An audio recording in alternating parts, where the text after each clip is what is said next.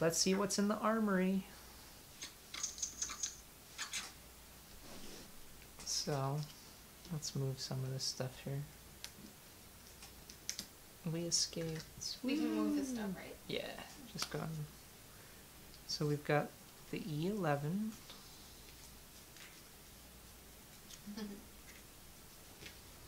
The ICD-10 code for diabetes mellitus, if I'm not mistaken. Oh. So we got diabetes. So, yeah, we can buy that. We can...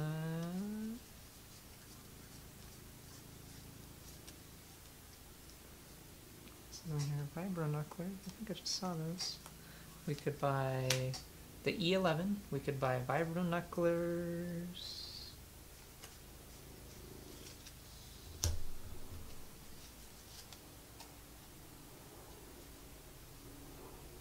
What does Pierce do?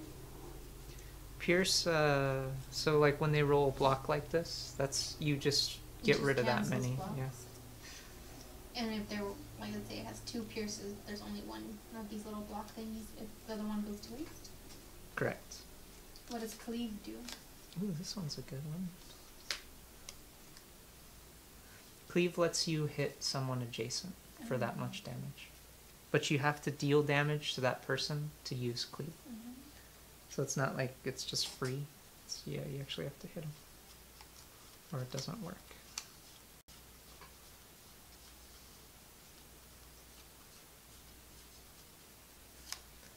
Vibroblade. There should be 2 more. What does bleed do? No, there's 3 more. Bleed, if they don't spend their next action to get rid of it, then they take a strain. It's right here. You take 1 strain for every action you do instead of getting rid of bleed. Sniper scope, huh? Extended half. Ooh, extended half. I definitely want that because it gives lightsabers and all that reach. Okay, that's. No, keep going. And we're gonna buy some stuff. Oh, you're recording us buying this stuff? Yes. My bad. It's okay. If I can find the stuff.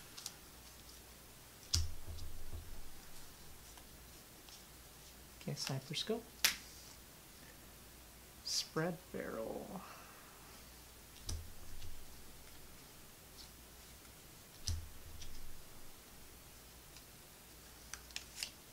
Spread barrel.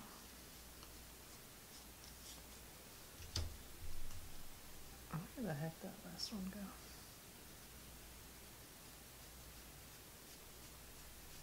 Oh, I know where it is. Okay, anyway, we have extended haft, also gives a melee weapon reach, too. So, we've got some options here. Okay, so we have 7 options here. We've got 925 credits. We can buy the E11, which is a pretty good blaster for your for Jin, but so is the hand cannon. Because the hand cannon just lets you deal 2 red die for attack, and then you deal like 4 damage. But it removes a damage to your attack. It removes it.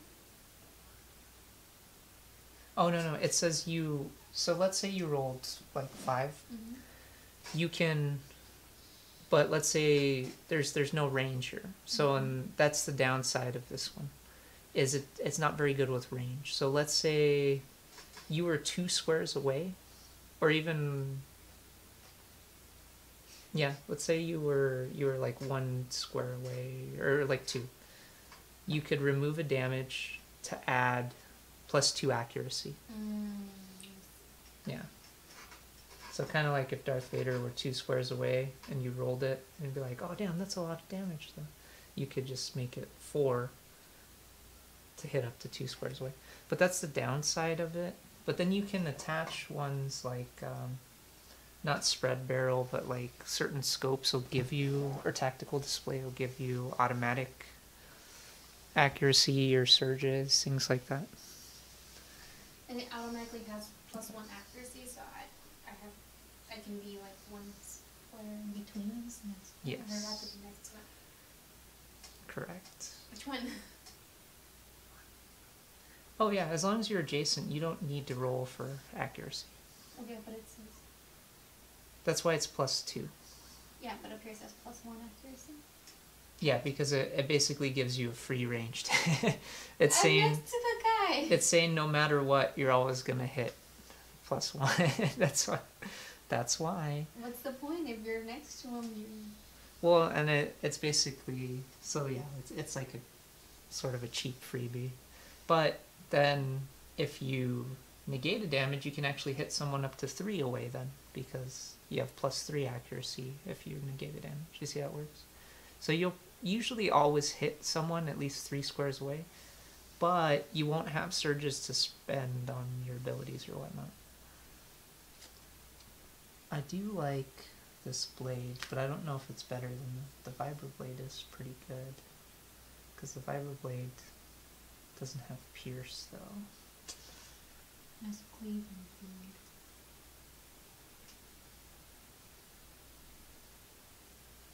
I am going to buy this though. I'm going to buy the extended half. It lets him attack up to 2 squares away. But we still have 625. So the E11 would be good. If you don't buy it, I might buy it. Because what does your weapon do? +1 and +1 accuracy, right? It's the same thing.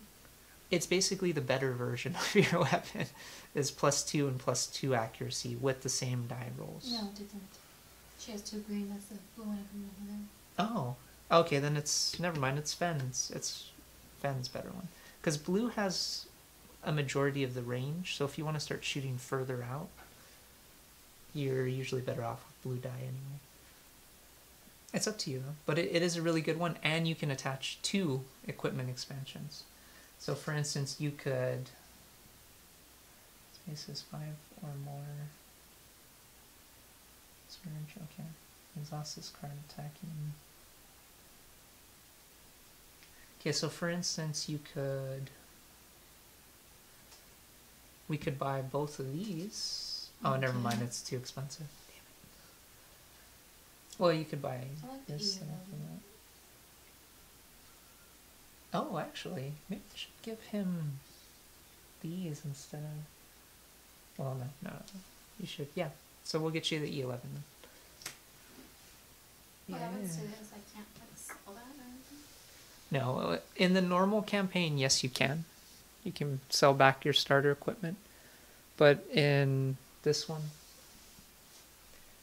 you just stop using it. It doesn't really track what you have equipped on your party. It just puts other stuff on there. Although vibro necklers would be pretty good instead of extended half. But this is... Oh, you... Yeah, but... Because it's basically the same thing, plus cleave. So this is basically the better version of the weapon he has. But I kind of want to save extended half, because if we get him a lightsaber, then we can attach this, and then his lightsaber can attack up to 2 away. Whose is that? Is that Davith's or Fenn's? Davith.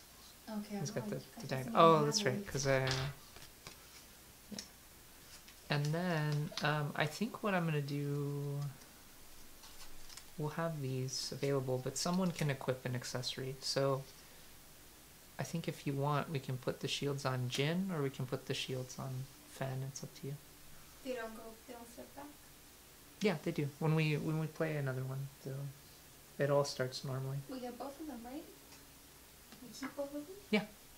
And we keep these, but only one person can use them at a time. Okay, so we're down to 225 credits. Vibro necklers are tempting, but if we only had 50 more credits, because they actually sell this for cheaper in the game. It's only 250. If we only had 25 more credits. If only Davith hadn't have been flipped, we probably would have been fine. Okay, so now we're gonna go to deep space near Agamar. Right now? Yeah, we'll run through some stuff real quick and then we'll finish up. So, go ahead and look in here. 4. Both of the level 1 skills, you get to pick one and it's now yours. I'm going to choose Covert Operative for him. So there should be 2 level 1.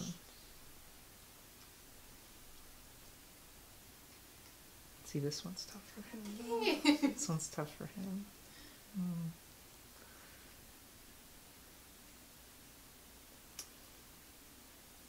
man.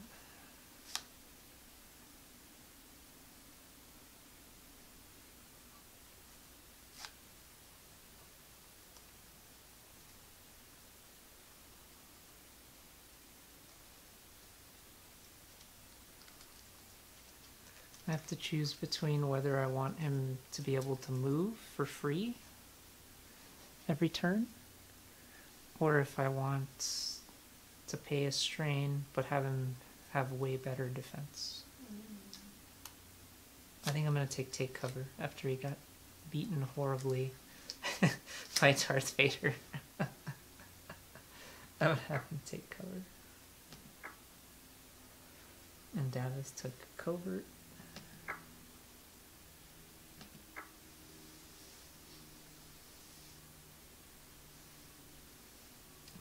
Extended half on it.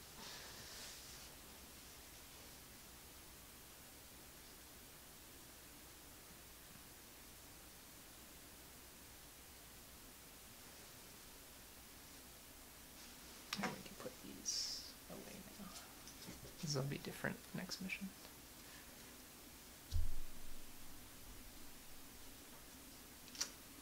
You can go with Force Adept? Mm-hmm. Cool.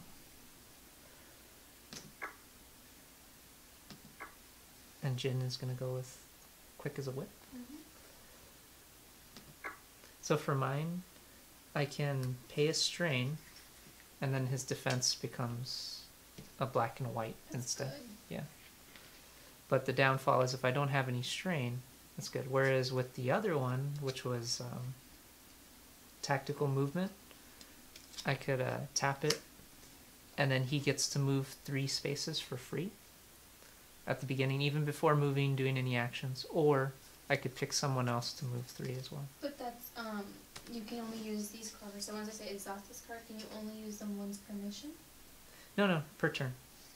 So I pay 1, exhaust it. And then you tap it. You tap it so you can't do it a second time. Okay, I guess. Yeah. Now if it says deplete, then you flip it over after. And then you can use it next mission. Oh. Okay, and Covert Operative, at the start, he gets to become hidden for free. And then while I'm defending, I can discard a hidden token to apply 1 block. Or after I attack, if I didn't take any... Or after I'm attacked, if I didn't take any damage, I get to become hidden for free. So... Alright, so real quick we'll go through this side one and we'll be good for now. So deep space near Agamar. This corner of space offers a view of the frozen and rocky surface of Agamar. In the early days of the rebellion, Captain Rex and stranded separatist droids joined forces to battle the Empire on this planet. So, we're going to do a briefing. Meet the captain. Looks like little Moncal. Captain Darpik, commanding officer of the Rebel Transport Freedom Fighter, has requested a meeting. So, meet the captain. Your orders following the evacuation of Yavin Base are to escort the Rebel Transport Freedom Fighter to an Alliance rendezvous. After several hyperspace jumps to throw the Empire off your trail, you meet the ship's commanding officer, Captain Darpik, aboard the Freedom Fighter's makeshift command center. Captain Darpik is a pale-skinned Mon Calamari. I'm glad to have you along for security, Darpek says after you introduce yourselves to her. Oh, she's female. Okay. I didn't... The picture was very... We're not really outfitted for independent operations. I will feel better knowing you will be watching our backs. So we can say, we're happy to be of assistance. Or we can say, isn't there something more important for us to do? And if we said that, what would happen? It's a little choose your own adventure thing, basically. So we can be nice and be like, yeah, we're happy to help. Or we can be like, yeah, this doesn't seem that important. Yeah. I vote for happy. Happy?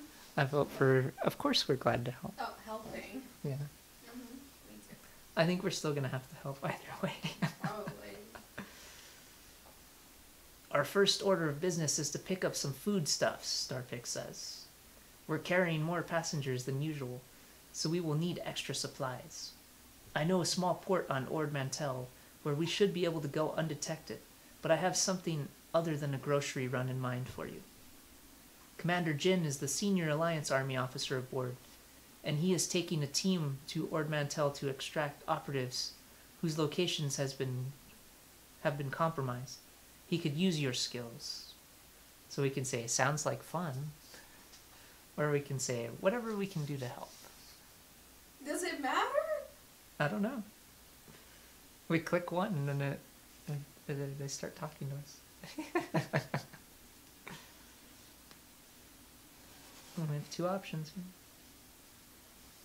Do you want to be like, yeah, team players? Or you want to be like, yeah, it could be fun? I would say whatever we can do to help. Sounds like fun is like, I don't even care that those people have been compromised. Yeah. Okay. Good, Darpik responds with a grateful nod. I'll let you return to your ship to get ready. Commander Jin will meet you there in 20 minutes. May the Force be with you.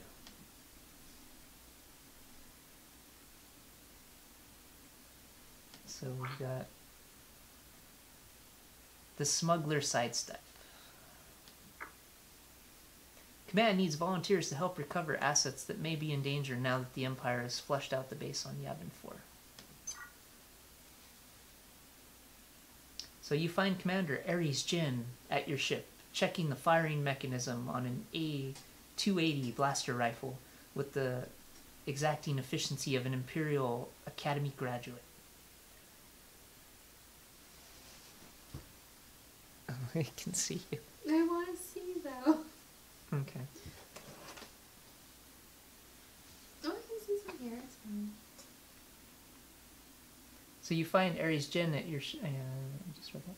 You must be the extra set of hands I was promised, he says. I heard you gave the Empire a good fight on Yavin 4. You can say, we did our best, sir, or you can say, hardly a challenge. Your chance. Okay, let's say we did our best. We're going to be humble about it. After he was knocked unconscious. You follow Ares aboard the freighter. Two more figures sit at the controls. Corporal Calais Therendon, Ares says, motioning toward the man in the co-pilot seat. Quartermaster. His brain contains the most exact record of the Freedom Fighters manifest down to the last blaster pack. So you can say, you've got quite the memory, or you can say, yeah? How many do we have?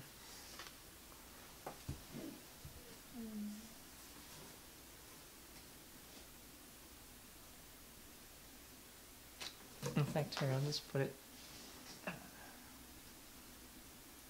Let's move all this. Should we know how many we have? No, it's...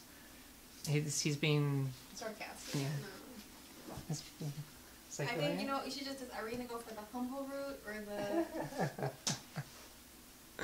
the Han Solo, I'm just the best thing on Earth or in the galaxy kind of. And then we just click from there on. Let's help him out. Alright.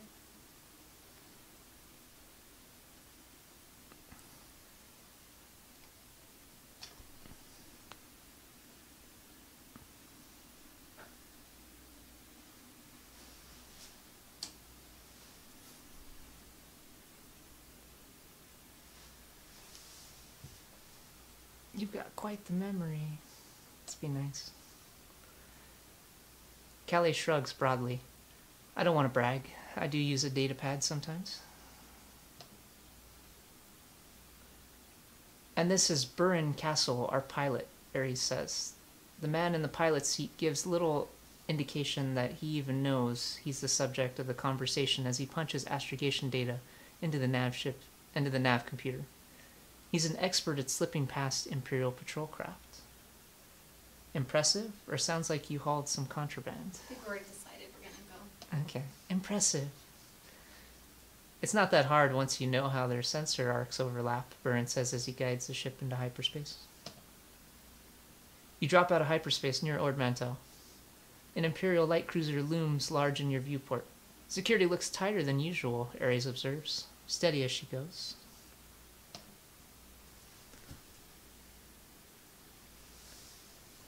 Here we go, Kaye says, almost eagerly. Burin grumbles at the quartermaster's attitude. They've dropped a new sensor net, too tight to get through. I'm turning us around. The pilot grips the controls. We might be able to spoof the transponder and get through later, but that'll take time. So we can either keep an eye on the scopes and escape, or we can try to spoof the transponder now instead. You want to go for the risk?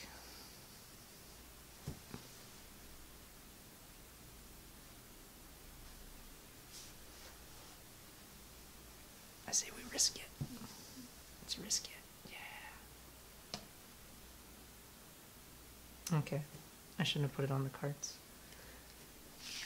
Each hero is going to test tech.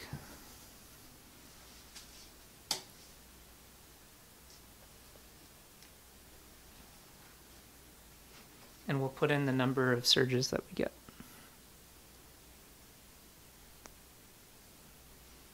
So I roll a green and a blue. Oh, it would have been one, but it Mm-hmm. landed on the Oh, Davith has jack shit for tech. Oh, okay.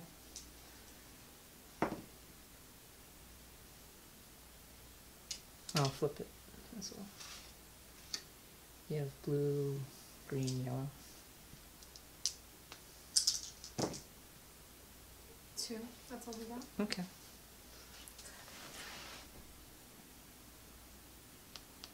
Fine, I'll re-roll it. I'm kidding. I'll re-roll it, but we take what we get. Yeah, it doesn't matter. So we got 2. You plug a datapad into the ship's transponder and detailed data flows across the screen.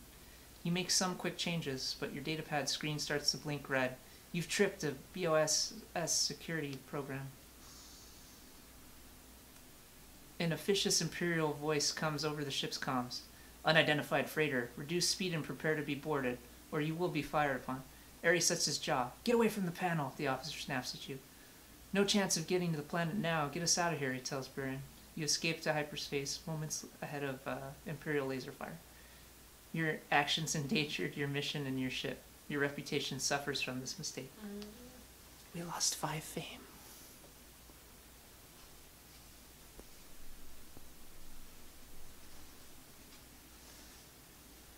Oh. Okay, I think that's good for now. But honestly, Brian wanted the R2D2 because it would fit my tank. So we're gonna do a ally encounter on Rhodia. This swampy outer rim planet is home to the Rhodians. Their domed cities protect them from the overbearing surface heat. So it's a mission called Out with a Bang. An Imperial listening post on Rhodia has endangered Alliance operations in the area. I'm going to begin the encounter. So, you've been entrusted with temporary command of a rebel saboteur team. The leader of the team, Wrecker 1, hands you a pair of electro binoculars. Looks like our intel was bad. The listening post is crawling with stormtroopers. You survey the listening post from your hiding place on a wooded hilltop. A massive parabolic antenna hovers above the base, screaming for interstellar transmissions. Supplies are scattered around the dish's control bunker, and you can pick out several squads of stormtroopers and at least 2 ATDP walkers on the patrol. So there's only one option we can pick. The fleet needs us to knock it out. Of course, sir. We're following your lead. You come down the wooded slope toward the listening post and dash for cover among the supply crates. Wrecker 1 peers around the edge of a crate. Troop transport incoming, he says, pointing out a boxy speeder coming to a stop. We've got a few spare charges, so we have two options. We can let's rig some vehicles to blow, or too risky, we're just here for that antenna. I have a feeling it's going to be a tech roll. They probably both will be. So do you want to rig some vehicles to explode? See, the good thing about that is you might take something out. Yeah. Which might help later on, but I can see, like, maybe we wouldn't draw. No, we can still draw attention. We have to draw attention right away. Okay. I don't know. Let's try it. Yes? Okay. Oh, no, it's focus. Okay. This So it's the eye, yes. So we might have better odds here. Or not. Which is the best die for Yellow is for surges. Okay, so I got one with Davith, and then you have Jin, and you have Diala. So hopefully. Why don't you reroll? I can't. I can't use the strain yet for that card. Go ahead. No, because this is a side mission right now. So we can't use it. Correct. You might be able to exhaust the card if it says you can. No, it's just a strain for that. Oh. You take a strain and either I or a friendly figure performing an attribute test may re-roll one die. Can I? That's why I asked Dave which one was the best for that. She has a yellow. Oh, the bottom. It's for miter tech anyway. I was looking at the second half. The second half is its own first ability. half. Okay. Yeah. No, we wouldn't be able to do that. Okay, so we have one so far. You roll a yellow too, or are you rolling as Jin? I rolled as Jin. Okay, so that's 3, and then you still roll as Diala. Okay, we got 5. We're making up for last time. You spot the transport's driver walking toward it just as Wrecker 3 gets to work. You sneak close and subdue the driver quietly before he can reveal your presence. You are able to skirt the edge of the outpost by going from container to container. Slowly, you work your way inward. Wrecker 1 adjusts the magnification on his goggles. Those canisters there are compressed Tibanna gas. Makes a good explosion with little provocation. We still have some spare charges. So we can set the charges, or we can say, it won't blow that antenna, save your charges. Wait, hold on. What did we rig? So we rigged some vehicles to explode. But and now we're talking about the antenna. Now it sees some explosive canisters nearby that we can rig too. Okay, in addition. Yeah, and it's saying we can set more charges, or you can say, it won't blow that antenna, save your charges. Would those be the last charges we have? It doesn't say. What do you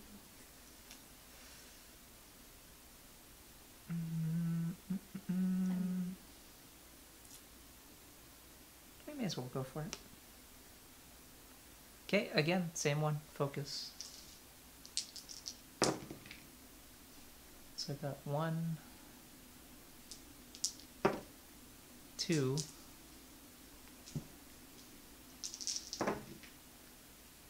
6. See, why couldn't it have been this one? 6. It's the statements.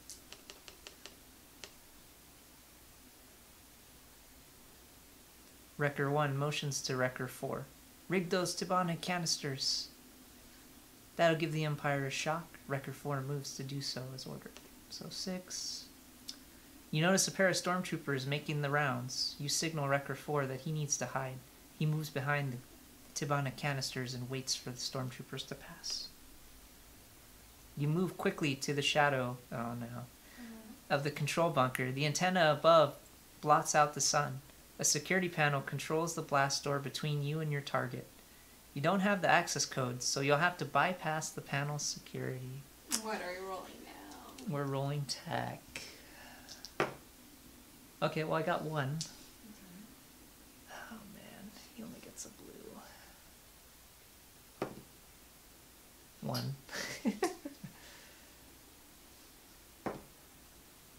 Oh, two. Okay. And Jin has... Oh, okay, 4. Nice. How come we rolled like this before? You set to work bypassing the Imperial security protocols. They're good, but you've broken through worse. The door opens. Alright. We're going to set the charges on the generator, Wrecker 1 says. Keep an eye out. You slip inside, away from prying eyes. While the Wreckers head toward the generator, you creep toward the outpost's control room. As you approach, you hear the voice of an Imperial officer. Sir, there's a discrepancy in your security logs. Unauthorized access, the young officer reports. Another officer replies, is it a malfunction? I can't say, sir, the young officer answers. I'll scan the security feeds just to be sure. He moves to monitor the bunker's camera. So we can attack, or we can set off those special charges from earlier as a distraction.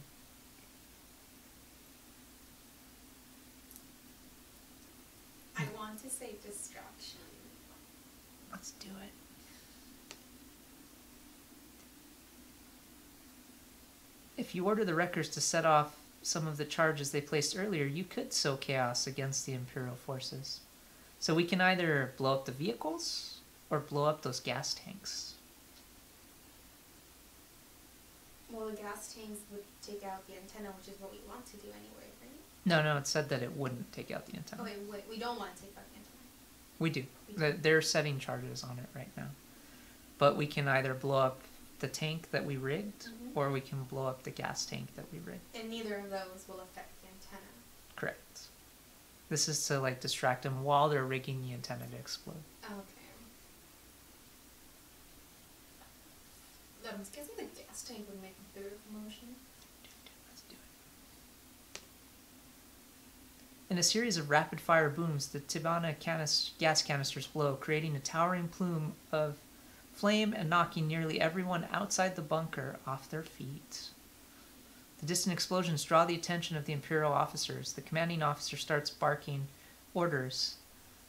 Find whoever's doing that. Send reinforcements toward those coordinates. You can tell their control over the situation is slipping. So now we can attack, or now we can set off the other charges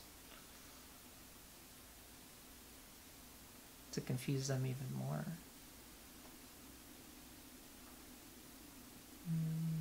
What do you think? Should we set off the other one? You want it? Let's do it. Blow those vehicles, Wrecker 3. An explosion lifts the troop transport off the ground. Imperials scramble, looking for possible attack from the air or vehicular weaponry. The distant explosions draw the attention of the Imperial officers. He says the same thing. Send reinforcements, fine. Now we can attack. You charge into the room. The small group of Imperial technicians don't stand a chance against your battle-tested skills. Out the transparent steel window in front of you, you see flashing red lights all across the outpost and stormtroopers converging on your position. You signal Wrecker 1 that you haven't got much time. Get out of here. We're not done yet.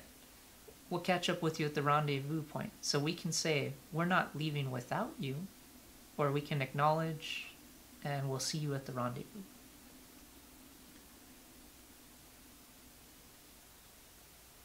The people who are at the antenna? Yeah, we can say we're going to stay behind to help them, or we can say, all right, we'll see you at the rendezvous. Don't we still have to fight this people? Oh, we've already defeated them? That's it? We don't have to roll for that? Not yet, no. Do we want to stay and help, or do we want to get out of there?